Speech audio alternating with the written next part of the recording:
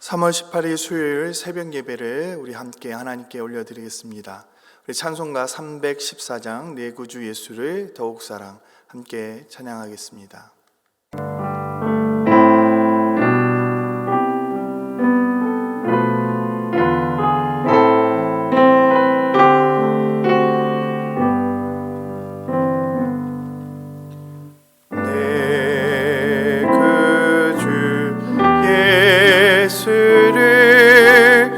더욱 사랑 엎드려 비는 말 들으소서.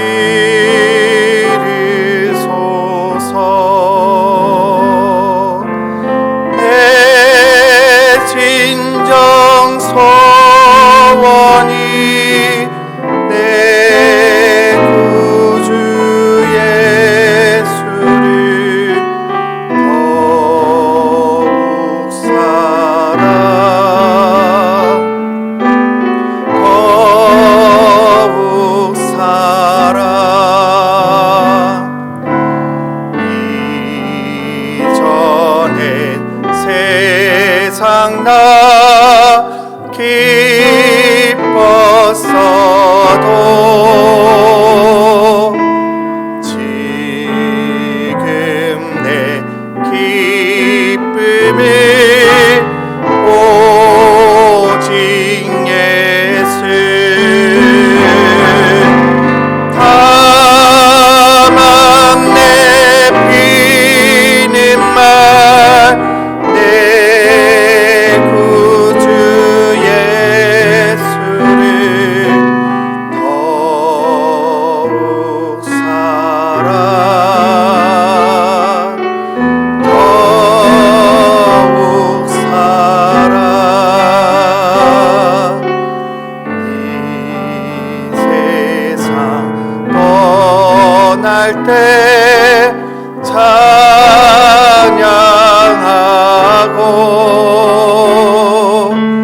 숨질 때 하는 말 이것일세.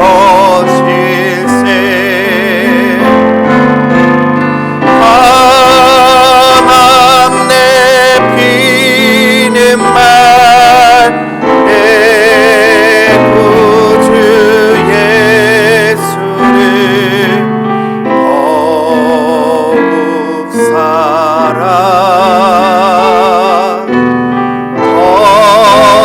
더욱 사랑.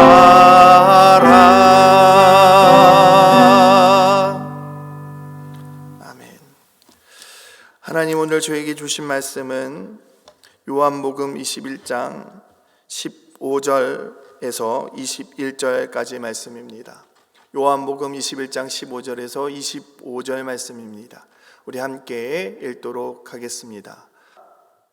그들이 조반 먹은 후에 예수께서 시몬 베드로에게 이르시되 요한의 아들 시몬아, 내가 이 사람들보다 나를 더 사랑하느냐 하시니 이르되 주님, 그러하나이다. 내가 주님을 사랑하는 줄 주님께서 아시나이다. 이르시되 내 어린 양을 먹이라 하시고 또 두 번째 이르시되 요한의 아들 시몬아, 내가 나를 사랑하느냐 하시니 이르되 주님, 그러하나이다. 내가 주님을 사랑하는 줄 주님께서 아시나이다. 이르시되 내 양을 치라 하시고 세 번째 이르시되 요한의 아들 시몬아, 내가 나를 사랑하느냐 하시니 주께서 세 번째 내가 나를 사랑하느냐 하심으로 베드로가 근심하여 이르되 주님, 모든 것을 아시오매 내가 주님을 사랑하는 줄을 주님께서 아시나이다. 예수께서 이르시되 내 양을 먹이라. 내가 진실로 진실로 내게 이르노니 내가 젊어서는 스스로 띠띠우고 원하는 곳으로 다녔거니와 늙어서는 내 팔을 벌리리니 남이 내게 띠띠우고 원하지 아니하는 곳으로 데려가리라. 이 말씀을 하심은 베드로가 어떠한 죽음으로 하나님께 영광을 돌릴 것을 가르치심이로라. 이 말씀을 하시고 베드로에게 이르시되 나를 따르라 하시니 베드로가 돌이켜 예수께서 사랑하시는 그 제자가 따르는 것을 보니 그는 만천석에서 예수님의 품에 의지하여 주님을 파는 자가 누구오니까 묻던 자더라. 이에 베드로가 그를 보고 예수께 여짜오되 주님, 이 사람은 어떻게 되겠사옵니까 하니 예수께서 이르시되 내가 올 때까지 그를 머물게 하고자 할지라도 내게 무슨 상관이냐, 너는 나를 따르라 하시더라. 이 말씀이 형제들에게 나가서 그 제자는 죽지 아니하겠다 하였으나 예수의 말씀은 그가 죽지 아니하겠다 하신 것이 아니라 내가 올 때까지 그를 머물게 하고자 할지라도 내게 무슨 상관이냐 하신 것이로라. 이 일들을 증언하고 이 일들을 기록한 제자가 이 사람이라. 우리는 그의 증언이 참된 줄 아노라. 예수께서 행하신 일이 이 외에도 많으니 만일 낱낱이 기록된다면 이 세상이라도 이 기록된 책을 두기에 부족할 줄 아노라. 아멘. 어제의 말씀을 보면 제자들은 예전의 모습으로 완전히 돌아간 것 같습니다. 그들의 예전 삶, 바로 어부의 삶으로 돌아간 것이지요. 부활하신 예수님을 보았음에도 불구하고 그들은 그들에게 주어진 사명을 잃어버린 것만 같습니다. 그런 그들에게 예수님은 그들을 처음 만났던 그 갈릴리 바닷가로 찾아오십니다. 아마 제자들의 마음에는 여러 가지 복잡한 마음들이 있었을 것입니다. 그들은 십자가 사건 이전에 큰 용기를 가지고 있었습니다. 커다란 믿음이 있는 것처럼 보였습니다. 주님을 버리지 않을 것 같은 그러한 마음을 온전히 가지고 있는 줄 알았습니다. 어떠한 사명이 주어질지라도 그들은 그 사명을 감당할 수 있을 줄 알았습니다. 그러나 십자가 사건으로 인해 그들은 모든 것이 허구였음을 깨닫게 됩니다. 그 모든 믿음들이 사라져버린 것이죠. 예수님의 수제자 베드로도 다르지 않았습니다. 예수님이 부활하고 텅 빈 무덤을 보고 심지어 부활하신 예수님을 보았음에도 불구하고 그들은 예전 모습으로 돌아갈 수가 없었습니다.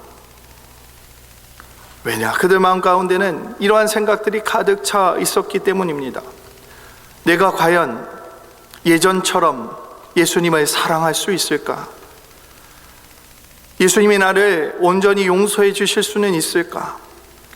예수님이 우리를 버리시지는 않으실까? 예수님이 날 바라준다 하더라도 예전과 동일할 수 있을까? 하는 그런 생각들 말입니다. 이런 여러 가지 생각들이 그들 가운데 있다 보니 부활의 소식을 듣기는 했지만, 부활하신 예수님을 만나기는 했지만 예전과 같아질 수 없었던 것입니다. 주님은 그런 생각을 가지고 있는 제자들을 아시고 어제 우리가 본 것처럼 예수님은 그들을 찾아가십니다. 너무나 보고 싶었지만 보고 싶다고 말할 수 없을 정도의 미안한 감정을 가진 제자들에게 말입니다. 왜 우리도 그렇지 않겠습니까? 내가 너무나 존경하는 분이 있는데 그분을 우리가 모르게 배반한 것입니다. 그 존경하는 분을 다시 만난다면 눈이나 마주칠 수 있겠습니까? 그런 주님이 찾아와 주니까 베드로는 바다로 뛰어듭니다. 너무나 급했던 것이죠. 너무나 사랑한다고 말하고 싶었던 그 예수님, 용서해달라고 고백하고 싶었던 그 예수님을 다시 보니 마음이 급한 것입니다. 바다로 뛰어들었습니다. 그리고 옛날처럼 함께 음식을 먹습니다. 베드로의 마음은 아마 이랬을 것입니다. 주님, 너무나 보고 싶었습니다. 주님, 너무나 사랑합니다. 이러한 말이 여기까지 아마 차올랐을 것입니다. 주님께 정말 죄송하다고, 용서해달라고, 이제 정말 주님을 버리지 않겠다고 그렇게 말하고 싶었지만 말할 수 없는 그러한 상황이었던 것이죠. 그런 찰나에 예수님께서 먼저 물어보십니다. 내가 나를 사랑하느냐? 마음에 찔림이 있었을 것입니다. 왜냐하면 분명 베드로는 십자가 사건 전에 이러한 고백의 말을 했기 때문입니다. 마태복음 26장 33절에서 35절 말씀을 보면 이렇게 기록되어 있습니다. 베드로가 대답하여 이르되 모두 주를 버릴지라도 나는 결코 버리지 않겠나이다. 예수께서 이르시되 내가 진실로 진실로 내게 이르노니 오늘 밤 닭 울기 전에 내가 3번 나를 부인하리라. 베드로가 이르되 내가 주와 함께 죽을지언정 주를 부인하지 않겠나이다 하고 모든 제자도 그와 같이 말하니라. 베드로는 분명히 이렇게 고백했습니다. 모두 주를 버릴지라도 나는 주님을 버리지 않겠습니다. 여러분, 이 말이 무엇입니까? 주님, 제가 다른 사람들보다, 적어도 여기 있는 다른 제자들보다는 주님을 더 사랑합니다. 이런 의미입니다. 그런 그가 예수님을 배신하였습니다. 그래서 그의 마음에 이 상처가, 이 말이 오히려 상처가 되어 남아 있었던 것입니다. 그런 그에게 예수님이 물어보십니다. 내가 이 사람들보다 나를 더 사랑하느냐? 닭 울기 전 3번 예수님을 부인했는데 오늘 주님은 동일하게 3번 묻습니다. 나를 사랑하느냐? 나를 사랑하느냐? 나를 사랑하느냐? 여러분, 이 말은 용서하겠다는 것입니다. 3번 부인한 베드로를 용서하시고 다시 한 번 더 그러한 고백을 할 수 있는 기회를 주신 것입니다. 차마 그 입에서 그 말이 나오지 못하는 그러한 순간에 베드로에게 고백할 수 있도록 주님께서 먼저 물으신 것입니다. 기회를 주신 것이죠. 우리의 모습도 베드로와 그렇게 다르지 않습니다. 예수님을 사랑한다고, 그 누구보다 주님을 사랑한다고 우리는 고백합니다. 나의 삶을 주님께 온전히 드리겠노라고, 우리에게 주신 그 사역을 감당하겠노라고 주님께 고백합니다. 내 주변에 있는 어떤 사람들이 주님을 떠날지라도 나는 주님을 떠나지 않겠습니다 하는 그러한 고백이 우리 가운데 있습니다. 그런데 여러분은 어떠십니까? 지금 그렇게 살고 계십니까? 그런 고백처럼 살고 있습니까? 주님을 단 한 번이라도 부인하지 않은 사람이 있습니까? 그런 우리에게 주님은 오늘 이 새벽에 여러분과 저에게 묻습니다. 내가 이 사람들보다 나를 더 사랑하느냐? 여러분, 무엇이라고 대답하겠습니까? 내가 주님을 사랑하는 줄 주님께서 아십니다. 여러분, 이렇게 대답하지 않겠습니까? 지금도 주님을 사랑한다고, 용서해달라고 말하고 싶지만 그러지 못하고 있는 것이 바로 우리의 현실 아닙니까? 주님, 오늘 이 새벽에 우리에게 물으십니다. 바로 이때가, 바로 지금이 그 대답을 해야 될 때입니다. 용기를 내어 처음 여러분을 만나 주셨을 때 여러분이 고백했던 것과 같이 주님을 사랑하겠노라고, 주님을 떠나지 않겠노라고 그렇게 고백해야 하는 것입니다. 주님은 그러면 만족한 것입니다. 그리고 주님 말씀하십니다. 내 양을 먹이라, 내 양을 치라고 말씀하십니다. 여러분, 같은 맥락입니다. 사람을 낚는 어부가 되라는 것과 내 양을 먹이라는 것은 동일한 뜻이 있습니다. 결국 주님의 사람들, 주님을 믿지 않는 사람들, 잃어버린 그 한 영혼을 주님께 인도하고 그들을 돌보라는 것입니다. 예수님을 사랑하지 않으면 결코 우리는 그러한 일들을 감당할 수 없습니다. 어떻게 우리가 그 일을 감당할 수 있겠습니까? 사랑의 힘으로써 온전히 주님을 사랑하는 그 마음으로 우리는 한 영혼을 사랑할 수 있는 것입니다. 사람을 돌보는 것이 결코 쉬운 것이 아닙니다. 아마 목자분들은 잘 이해할 수 있을 것입니다. 목원들을 돌보는 것 결코 쉬운 일이 아닙니다. 조금 관심을 덜 가지면 덜 가진다, 너무 많이 가지면 간섭한다고 이야기하지 않겠습니까? 새로운 사람들에게 신경을 쓰면 너무 새로운 사람만 챙기는 것이 아니냐, 그리고 새로운 사람보다 이전에 있던 사람들에게 신경을 쓰면 왜 새로운 사람이 왔는데 신경을 쓰지 않느냐고 그렇게 이야기하지 않겠습니까?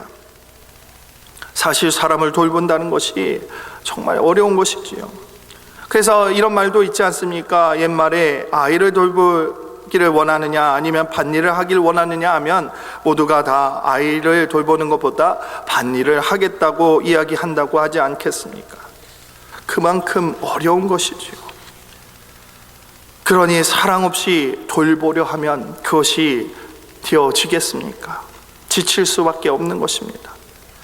그래서 예수님을 사랑하지 않고서 한 영혼을 사랑한다는 것은 말이 되지 않는 것입니다. 예수님을 향한 사랑이 회복된 사람만이 우리에게 맡겨진 그 영혼들을 돌볼 수 있는 것입니다. 그 영혼을 잃어버리지 않을 수 있는 것입니다.